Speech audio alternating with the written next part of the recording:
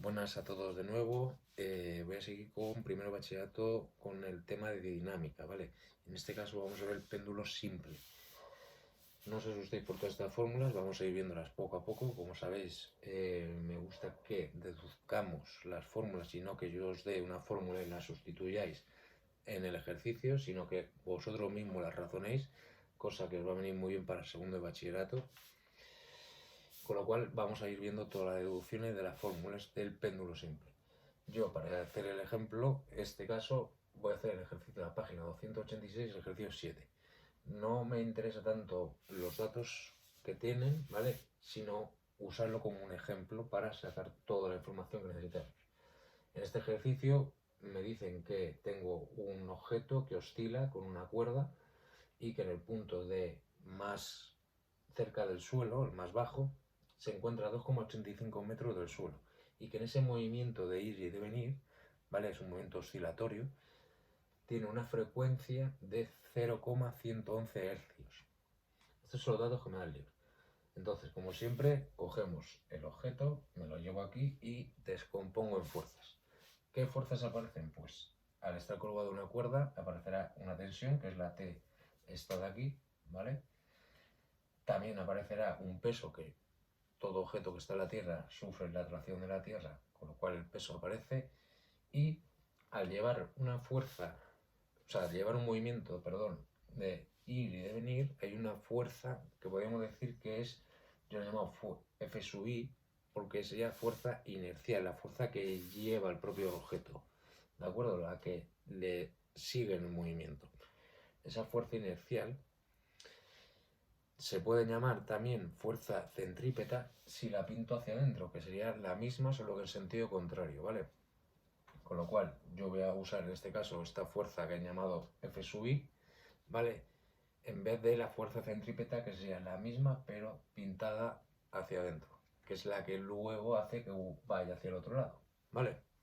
Entonces, una vez que hemos hecho esto, vemos que la tensión no se encuentra en mi eje de coordenadas, con lo cual, como hemos solido hacer, tenemos que descomponer en sus componentes. Esas componentes, yo proyecto la tensión, que sería el módulo en el eje de las Y, me aparece el T sub I, y si proyecto en el eje de las X, me aparece T sub X. Vale. Esto le está oscilando en el punto en el que yo me voy a parar, es en el punto en el que llega, toca y vuelve otra vez hacia atrás. Ese punto es justo donde se cumple que al pararse no hay aceleración, el sumatorio de fuerzas en ese punto es cero. De tal forma que voy a plantear todas las ecuaciones a partir de ese punto máximo, ¿vale? Lo primero que voy a hacer es, como está colgando, os decía, hay un ángulo con respecto a la vertical que forma en su movimiento. Este ángulo va variando según va oscilando, ¿vale? Pero cuando llega a ese punto, se para ahí, es alfa ese punto, ese ángulo que forma en ese lugar. Este alfa se cumple, que es el mismo que el que forma la componente I y la T, el módulo de la tensión. Luego este ángulo de aquí es el mismo que este de aquí, y es lo que he puesto aquí, ¿vale? Como siempre, proyecto TI, proyecto TX. Como es un vector libre, lo he colocado aquí, pero lo puedo poner ahí arriba y formar este triángulo. Una vez que ya tengo el triángulo que usamos, saco seno cateto opuesto partido de hipotenusa, que en este caso es la tensión, cateto opuesto TX partido de tensión. Me despejo TX, tengo la componente. Coseno de alfa, cateto contiguo, TI partido de hipotenusa, que es la tensión, el módulo. Me despejo TI y ya tengo las componentes con sus fórmulas. Una vez que tengo esto, me vengo al sumatorio de fuerzas, ¿vale? ¿Qué fuerzas actúan en el eje de las X? Pues como yo he pintado aquí, una fuerza inercial que la pinto hacia la derecha y una tensión en el eje de las X que actúa hacia adentro de recuperación.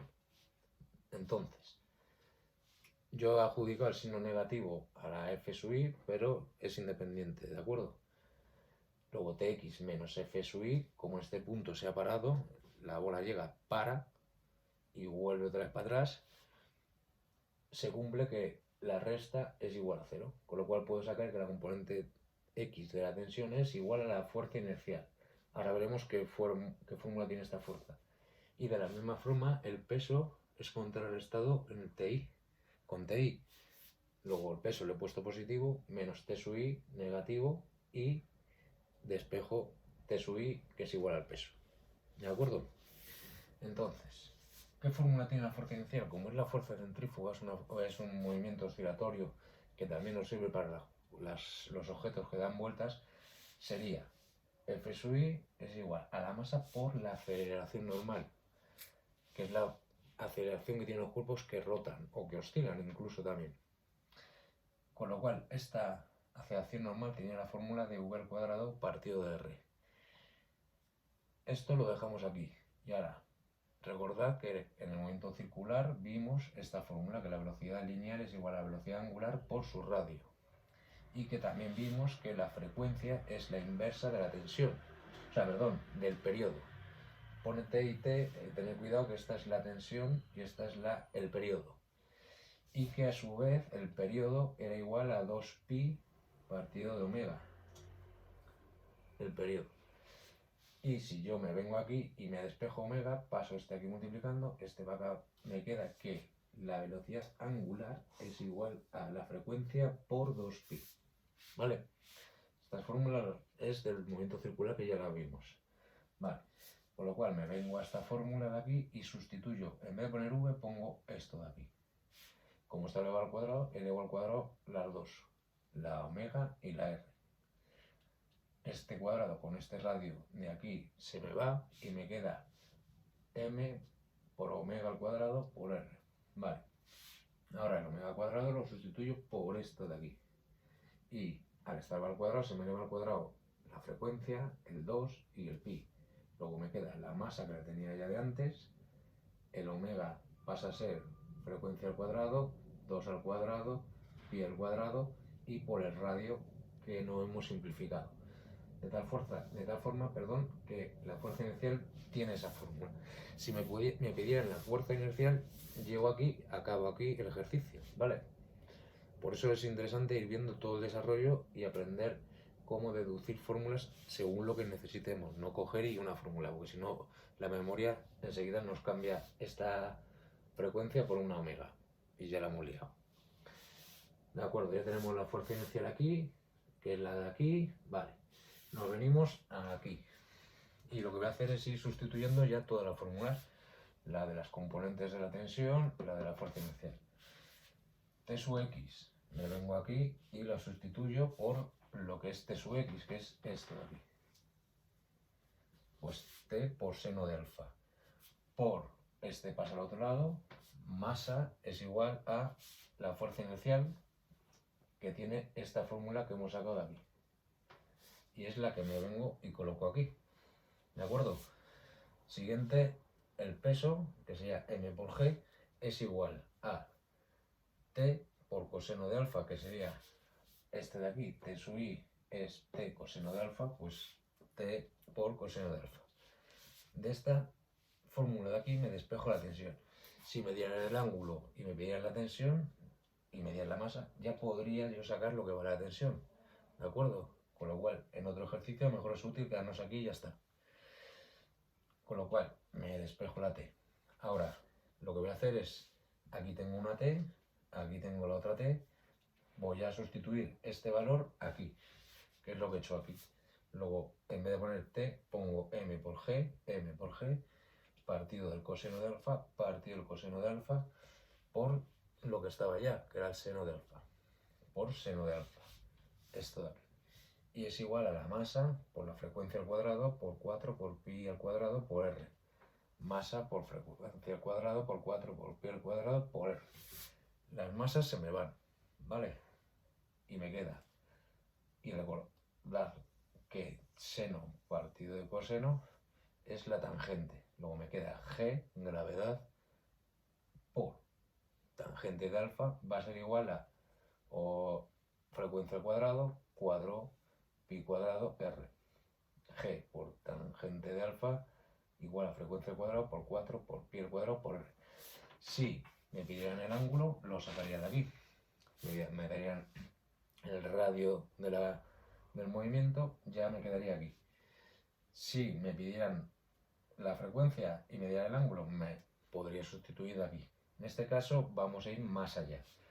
me quedo en esta fórmula y ahora me vengo aquí y digo, vale, tengo un triángulo que formaría la longitud de la cuerda. Esta longitud, que es la L de aquí, es la misma siempre, ¿vale? Esta va a ser la misma, es la H que he puesto aquí, es la L, ¿vale? Porque la cuerda tiene una longitud, no varía. Con lo cual, llega a este punto, yo podría pintar. ¿Cuál es el radio?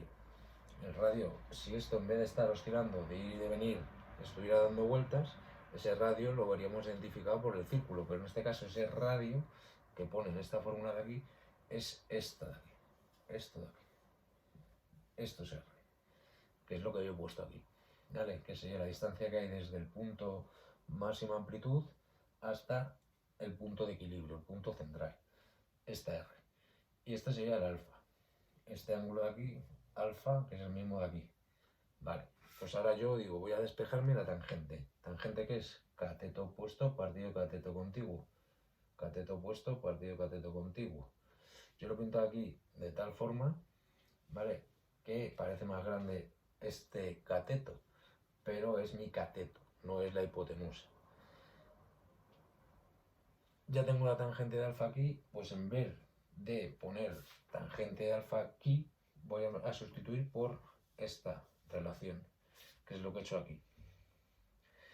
Una vez que he sustituido, he puesto la misma fórmula, solo que en vez de poner tangente de alfa pongo esto de aquí. Una vez que tengo esto, simplifico radio y radio, me despejo L, que L es la longitud que hemos dicho que coincide con la altura, y ya tengo la fórmula que me da la longitud de la cuerda, que sería gravedad partido por la frecuencia al cuadrado por 4 y por pi al cuadrado. Si hacéis el cálculo, os dará 20, algo. 20,0 no sé cuánto, 0,15, que si le sumáis a la altura que está la cuerda oscilando respecto del suelo, os dará la solución del libro, que creo recordar que eran 23 metros. Entonces, muchos conceptos, os mando el vídeo, darle una vuelta, os mando unos ejercicios para que lo practiquéis más sencillos, y si no queda muy claro me lo decís y hago otro más, ¿vale? Con un ejercicio un poco más sencillo. Este sería en el que podemos ir sacando la longitud, nos la piden, sacamos de aquí. Nos piden el radio, incluso aquí, si nos da la longitud de la cuerda. Que nos piden el ángulo que forma, aquí o aquí. Dependiendo de lo que nos piden, nos quedamos en un paso u otro. No nos aprendemos 20 fórmulas y las metemos, porque entonces la memoria enseguida te falla, y en vez de poner aquí frecuencia te pones la omega y ya la has liado. ¿De acuerdo? O en vez de poner tangente pones seno. Ya está mal. Entonces, para evitar eso, deducimos siempre. Es un desarrollo complejo, con lo cual, ved el vídeo tranquilamente, me preguntáis las dudas que tengáis y si es necesario hago otro vídeo con el mismo tema, ¿vale? Entonces, lo dejo ahí, me comentáis y me vais diciendo qué tal, ¿de acuerdo?